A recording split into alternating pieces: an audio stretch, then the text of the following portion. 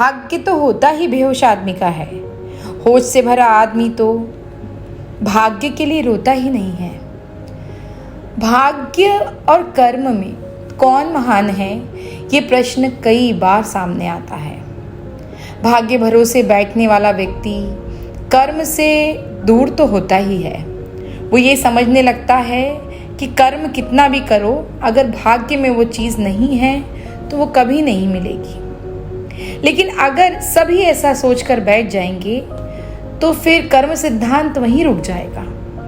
एक दूसरे से चलने वाली ये जिंदगी कहीं रुक सी जाएगी अगर सभी भाग्य के भरोसे बैठकर सोचने लगे कि एक समय आएगा जब सब कुछ अपने आप हो जाएगा।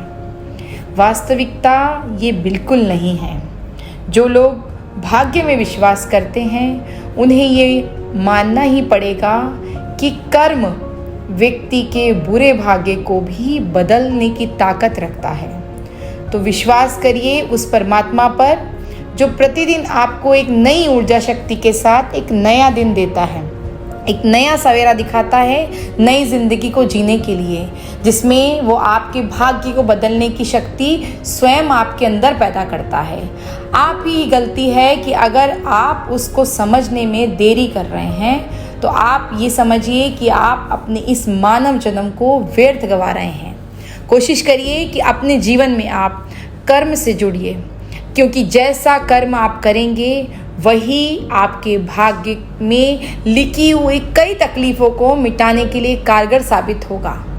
पिछले जन्म में किए हुए कर्मों के भरोसे बैठकर इस जन्म में किए हुए कर्मों को अगर हम व्यर्थ जाने देंगे तो हम जीवन के लक्ष्य को कभी पा नहीं सकेंगे। तो अगर आप भी भाग्य भरोसे हैं तो आज ही इस भाग्य को स्वर्णिम बनाने के लिए, उज्जवल बनाने के लिए, इस भाग्य में छुपी सारी तरकीबें जानने के लिए अपने कर्म को प्रथम रखिए।